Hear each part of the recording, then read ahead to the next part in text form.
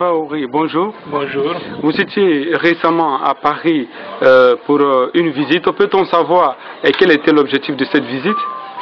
Bon, l'objectif de cette visite était double. D'une part, retrouver ma famille à Toulouse et d'autre part, aller à la rencontre de nos compatriotes, notamment à Bruxelles et à Paris, pour leur faire le point de l'évolution de la situation sociopolitique de la Guinée.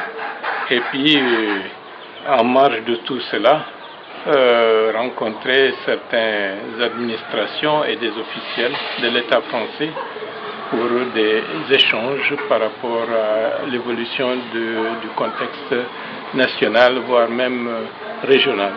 Alors, vous le dites, vous étiez parti pour, notamment pour un séjour personnel, mais il y a que aussi le chef de l'État s'est déplacé pour l'Hexagone.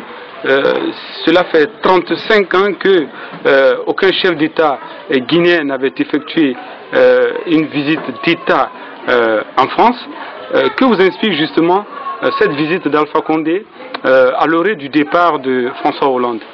Bon, je pense que c'est très instructif que pendant 35 ans, aucune visite d'État n'a pas eu lieu de la part du chef d'État guinéen, quel qu'il soit, et je pense que ça traduit l'éclipse diplomatique de la Guinée pendant une très longue période. Comme vous le savez, la dernière visite d'État avait eu lieu en 82 avec le président Sékou Touré et le président Mitterrand. Et depuis lors, c'est le passage à Paris, dans le cadre d'une visite d'État, que le chef de l'État guinéen se rend à Paris dans cette circonstance protocolaire et officielle. Bon, c'est une bonne chose dans la mesure où cela permet de resserrer les liens privilégiés et stratégiques que la Guinée a à l'égard avec la France, et de l'autre part, ça permet de booster une coopération qui, dans une certaine mesure, est relativement en berne du fait de performances relativement modestes de la croissance économique en Guinée. Je pense que tout cela rentre dans le cadre des discussions que les deux chefs d'État auront pour tracer les sillons d'un futur, espérons bien, plus productif, plus enrichissant mutuellement pour les deux pays.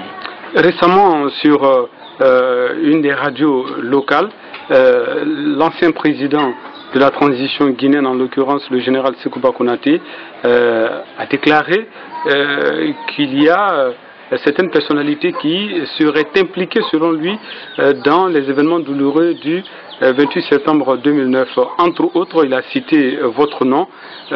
Vous étiez à Paris. Aujourd'hui, comment réagissez-vous à cette accusation concernant votre éventuelle implication dans ces événements douloureux? Non, je suis réellement impliqué en tant que principal organisateur de la manifestation du 28 septembre 2009. Et ma position et la position des personnes que nous avions appelées à manifester pour montrer le rejet d'une possible dictature militaire, cette majorité de personnes, notamment les forces vives du pays, se retrouvent dans le camp des victimes. Bon, les bourreaux se connaissent. Par la suite, j'ai eu une autre version, plus pathétique, de la manière dont le général Sékouba a eu à faire cette déclaration. Je n'en rajoute pas davantage pour ne pas attrister les membres de sa famille qui ont mal apprécié cette sortie qui n'a pas été suffisamment mûrie et qui a créé plus de polémiques qu'une démarche susceptible d'apporter un éclaircissement dans la douloureuse tragédie du 28 septembre 2009. Alors, un autre sujet, c'est bien sûr celle concernant la nomination par M. Cellou Dalein Diallo de M. Ibrahima Chérif Ba, l'ancien gouverneur de la Banque centrale de la République de Guinée, au poste de premier vice-président de l'UFDG, poste que vous occupez d'ailleurs, mais qui était vacant après une suspension de Cellou Dalein Diallo. Aujourd'hui, est-ce qu'on doit toujours vous appeler premier vice-président de l'UFDG ou bien on doit tout simplement dire M. Bahouri de l'UFDG? Non, je crois que d'abord, il faut rétablir les choses comme ça se doit. Cellou Dalein est à côté de la plaque. Il se croit tout permis, investi des pouvoirs qu'il n'a pas. Donc, laissons-le rêver. Mais ce qu'il a fait montre que c'est un récidiviste dans la violation des lois, des règlements, des statuts et de l'esprit du congrès de l'UFDG. Je pense que les militants de l'UFDG, je pense des véritables militants, sauront que cette répétition de fautes, cette répétition et cette détermination à persister dans la faute montre que ce monsieur est totalement disqualifié pour continuer à être à la tête de l'UFDG. Donc pour vous restez le seul et l'unique vice-président, premier vice-président de l'UFDG? Vous savez, être premier vice-président, d'abord c'est un congrès qui élit quelqu'un à la tête à ce poste-là. J'ai été élu par le Congrès national de juillet 2015 au poste de premier vice-président de l'UFDG qui remplace le président en cas d'empêchement ou d'absence. Cette légitimité que le Congrès m'a investie, personne d'autre, à part un Congrès durement convoqué et valablement correct par rapport au processus démocratique, ne peut m'enlever ça.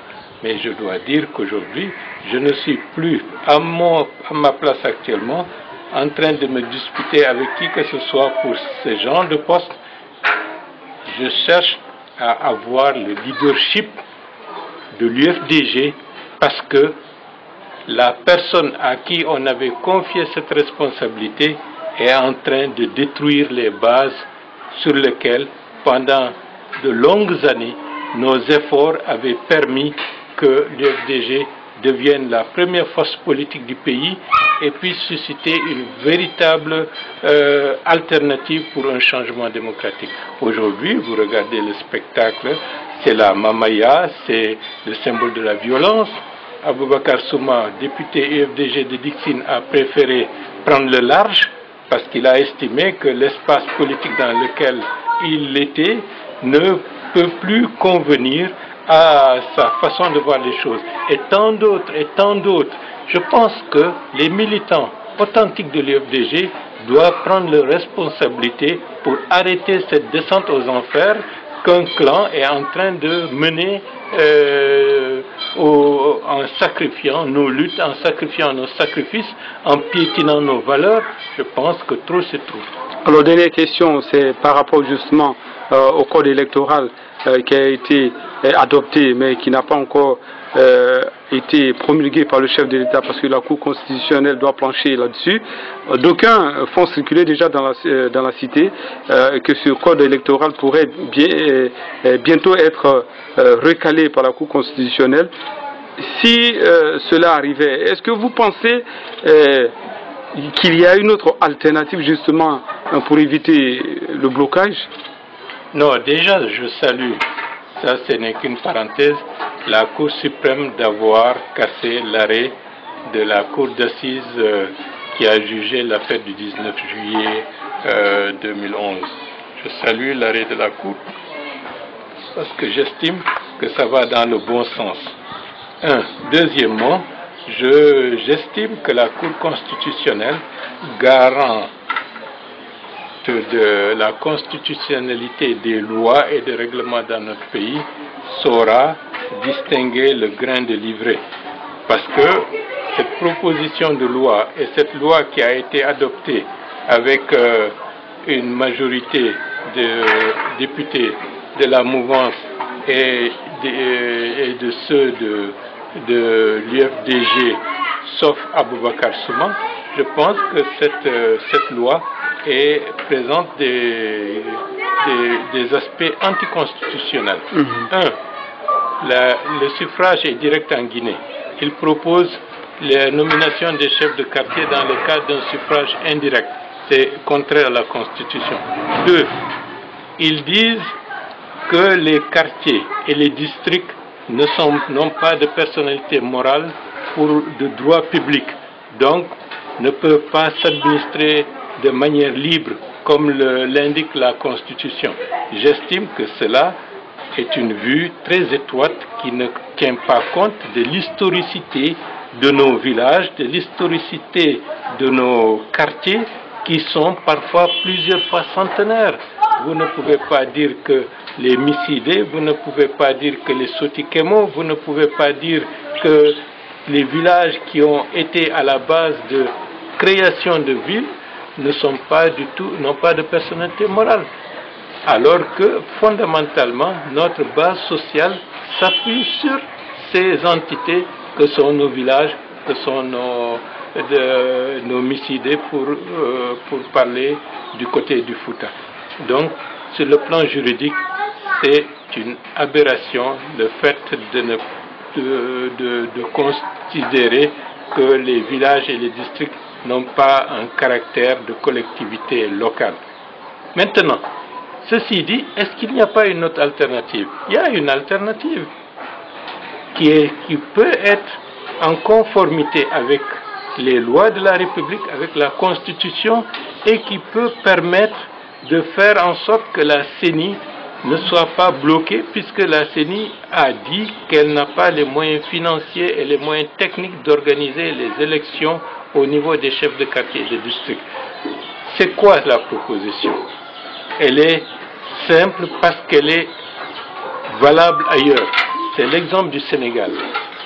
Au Sénégal, les quartiers et les districts sont régis par des conseils consultatifs, c'est-à-dire les associations des vieux, des sages, des cultes, des associations culturelles et autres, dans le quartier, se regroupent en tant que conseil consultatif. Et à partir de ce moment-là, un arrêté du ministre de l'administration du territoire qui est en charge des collectivités locales se charge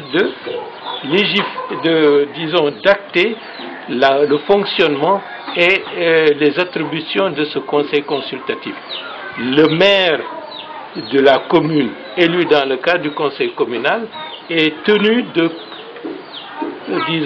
consulter les conseils consultatifs des quartiers lorsque certaines questions relèvent directement des quartiers et vice-versa. Et les conseils consultatifs également ont la possibilité de faire des propositions à la commune dans le cadre des intérêts collectifs concernant le quartier. Donc, il y a des propositions comme celle-là qui existent déjà, comme au Sénégal, qui est un pays relativement bien structuré, bien ordonné, et qui peut nous permettre de sortir de cette impasse sans qu'il y ait une violation de la Constitution, sans qu'également que la CENI ne se retrouve dans l'impossibilité sur le plan financier d'organiser ces élections.